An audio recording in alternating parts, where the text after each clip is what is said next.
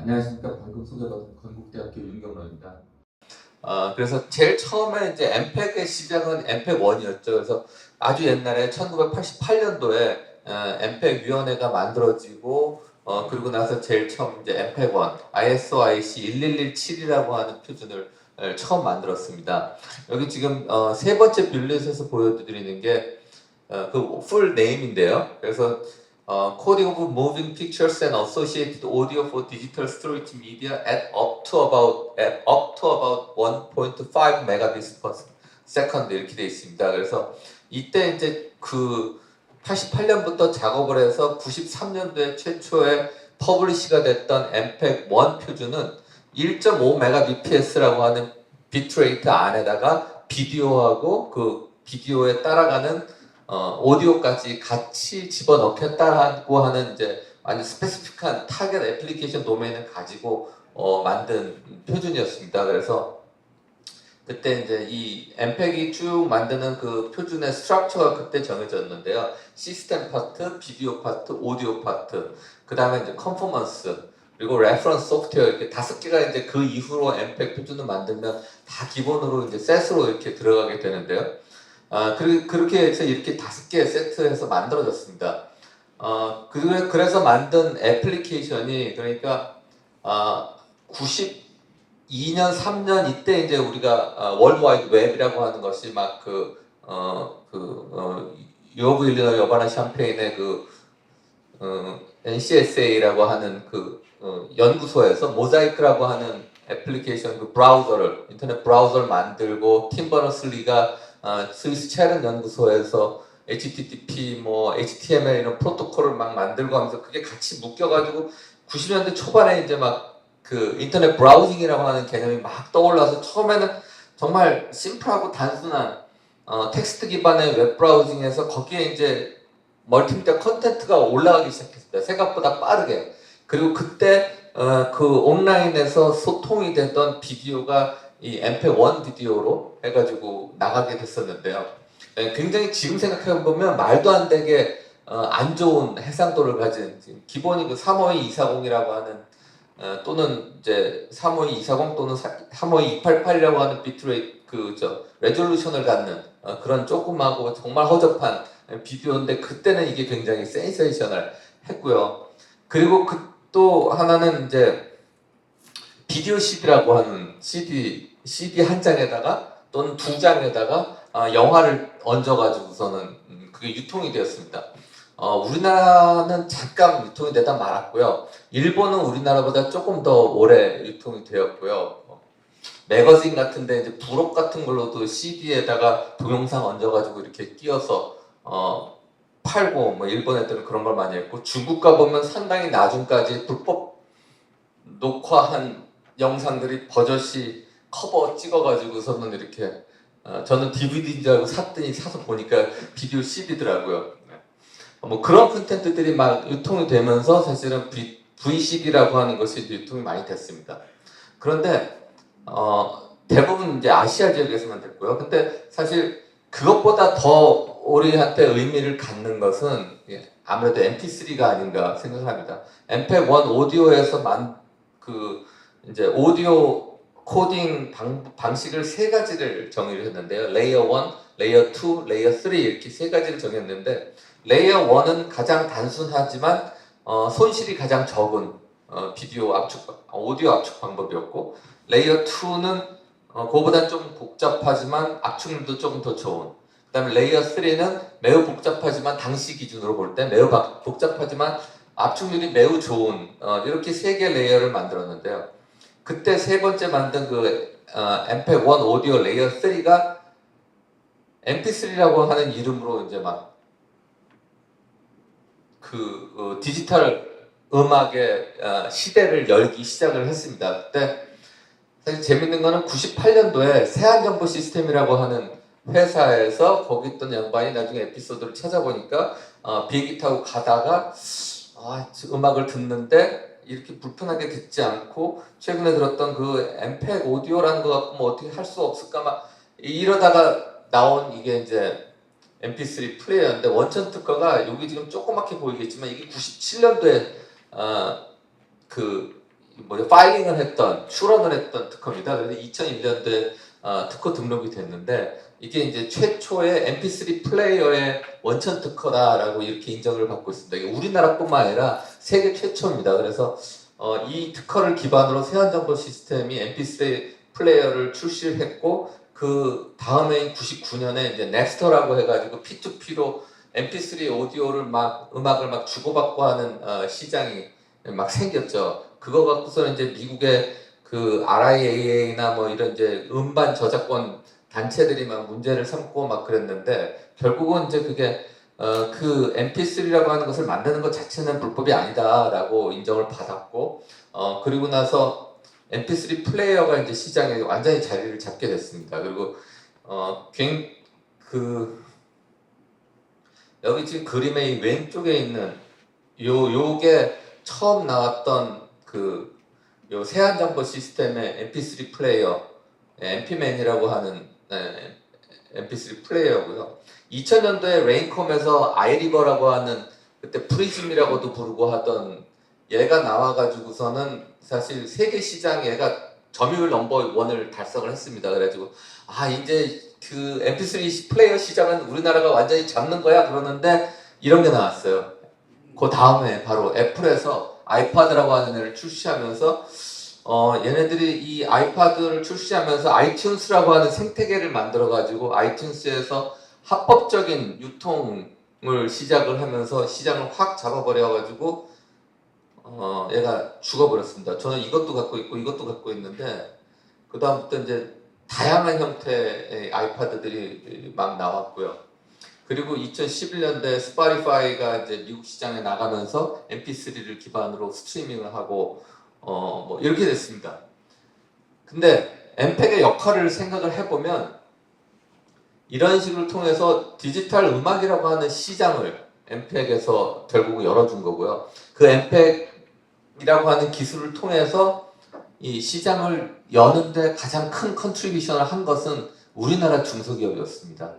그래서 이 당시에 우리는 표준을 만들지는 못했지만 적극적으로 그것을 응용하고 시장을 만드는 역할을 한 거죠.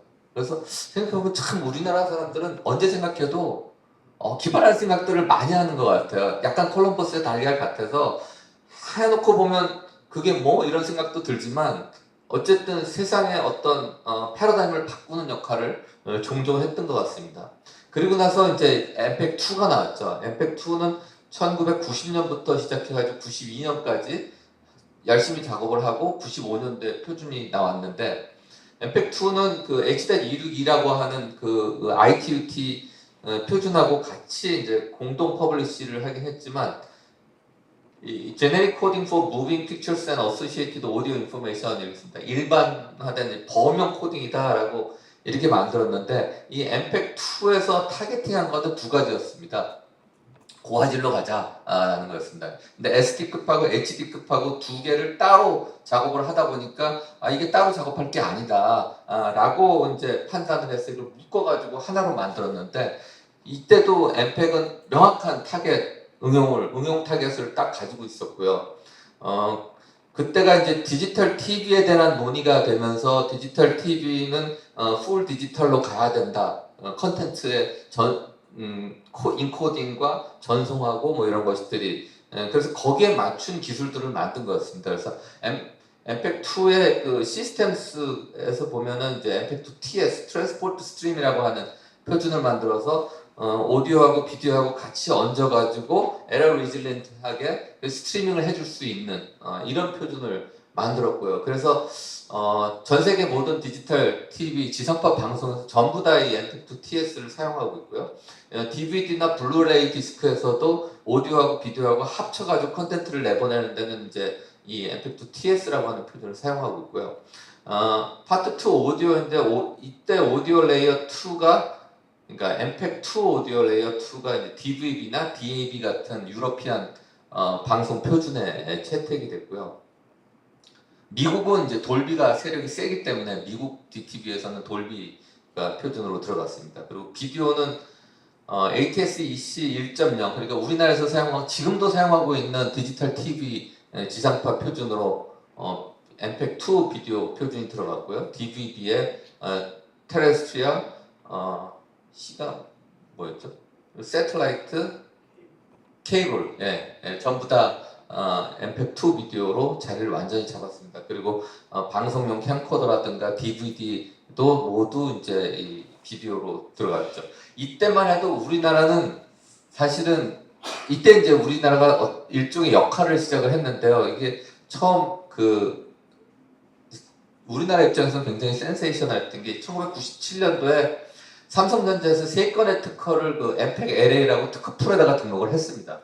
이거 내용은 요 3가지인데 그래놓고 98년 3월부터 첫 번째로 특허 로열티 수입이 발생하기 시작했습니다. 현재는 모든 특허가 소멸이 됐지만 이 MPEG-2 표준화 작업을 할 때 우리가 이렇게 적극적으로 기술 기고를 하고 리드하는 입장은 아니었지만 그래도 애트리, 삼성, LG를 중심으로 해서 한 10명 내외의 한국 대표단들이 참여를 하면서 표준화에 기여를 했고 마침내는 삼성전자에서 3건의 특허풀에다가 집어넣는데 성공을 한 거죠.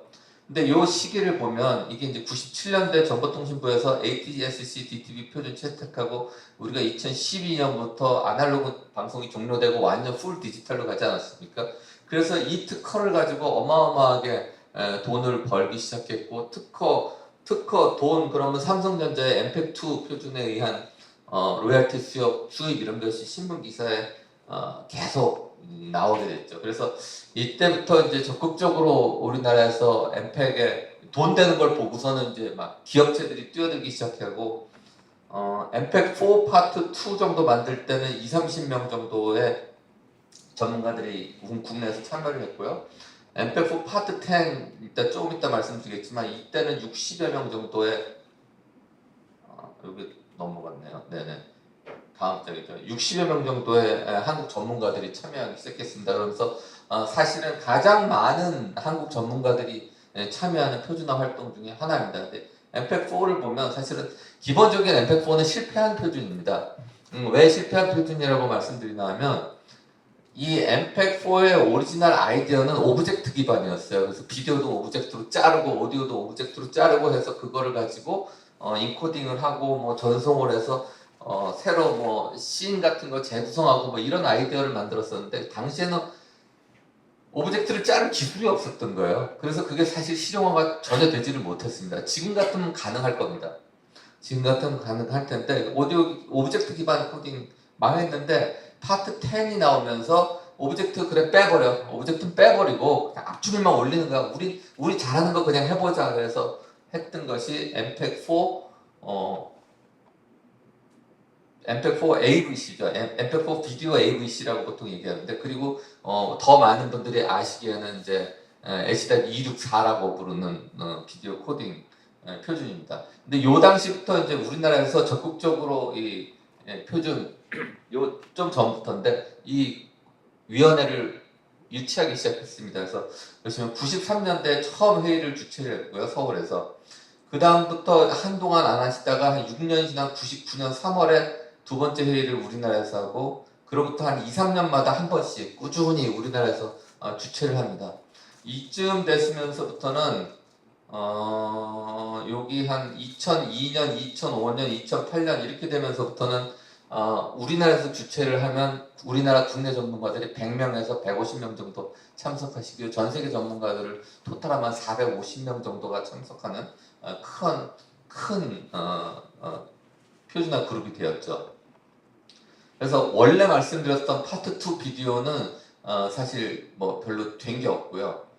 여기 심플 프로파일이라고 그랬는데 심플 프로파일은 사실 이것도 오브젝트 기반은 안 하고 가장 단순한 화질 막 떨어뜨리고 압축률 가장 올린 스탠다드로 비디오 코딩 기술로 H.263하고 거의 비슷한 코딩 기술입니다. 그래서 걔가 IMP 2000이라고 해가지고 우리 2002년도 월드컵 할 때 상암 경기장에서 전야제 때 이렇게 텔레토비 비슷한 거 있고 막 뛰어내리면서 폰 들고 뛰어다닌 게 있습니다. KT하고 LG 전자하고 해가지고선 단말기는 LG전자에서 만들고 통신망은 KT에서 해서 화상통신하고 막 이러는 걸 처음 보여준 전 세계 최초의 모바일 화상통신 시연이었는데 그때 이제 이 엠팩 4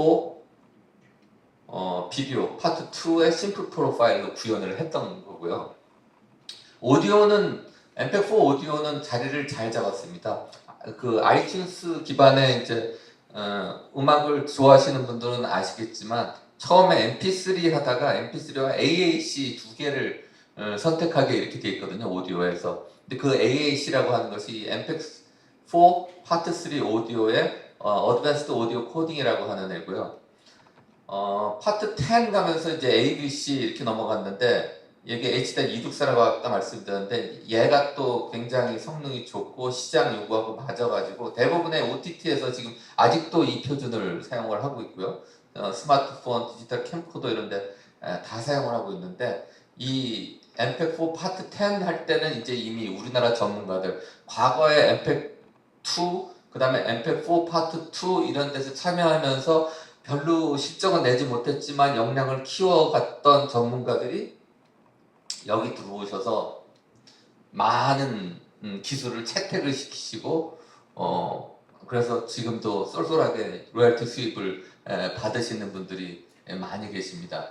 주로 이제 그 애트에 계신 분들이 많이 받으셨고요. 그 다음에 뭐 경희대, 광운대, 세종대 이런 데 계신 교수님들 많이 벌고 계시는 부러운 교수님들이 많이 있습니다. 요거는 99년부터 우리나라 전문가들이 이제 리더십 그룹의 엠팩에서 참여를 하시게 됐는데요. 삼성 전기원에 있던 장윤선 박사님이 SNHC 서브그룹 체어가 되셨는데 그때 SNHC라고 하는 게 Synthetic and Natural Hybrid Coding 그래서 합성 영상하고 자연 영상하고 두 개를 합쳐서 코딩하는 지금은 이제 약간 컴퓨터 그래픽스 쪽에 코딩하는 기술이었는데 그쪽에 이제 의장이 서브그룹 체어가 되셔가지고 한 3년간 봉사를 하다가 삼성전기원을 떠나서 한양대로 오셨고 그래서 그때 이제 의장 자리를 내려놓고 프랑스 아저씨가 잠깐 하다가 삼성전기원의 한만진 박사가 그 자리를 이어받았습니다.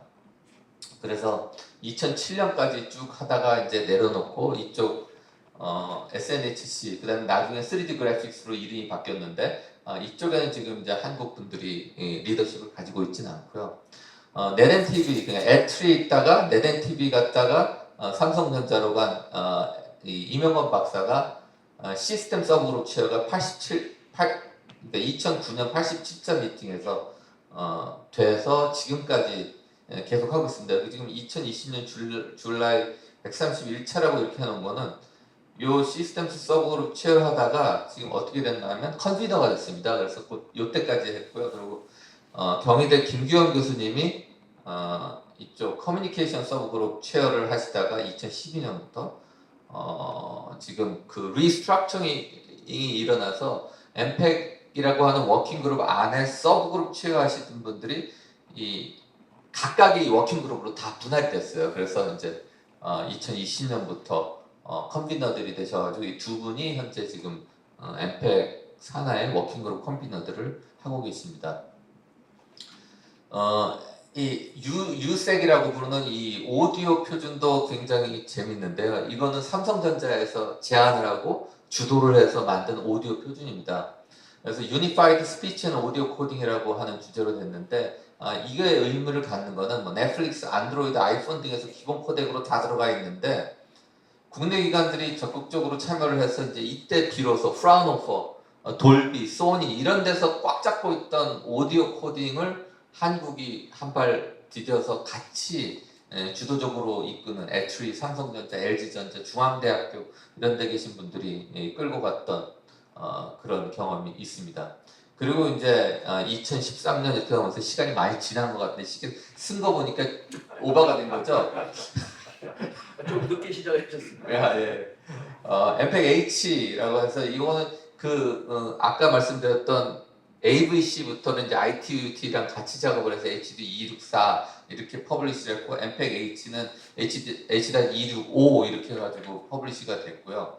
여기서 재밌는 것은 뭐 기본적으로 압축률을 화질을 유지하되 압축률을 올린다. 그리고 더 큰 화면을 깨끗하게 보여준다라고 하는 이제 기본적인 목적을 계속 달성해 나가고 있는데 여기서는 MPEG-H에서는 이 파트 1에 MPEG 미디어 트랜스포트 MMT라고 하는 표준이 여기 MPEG-H에 끼어 들어갔습니다. 이 시스템 표준인데 이게 이제 ATSC 3.0의 기본 트랜스포트하는 프로토콜로 다 적용이 되었고요.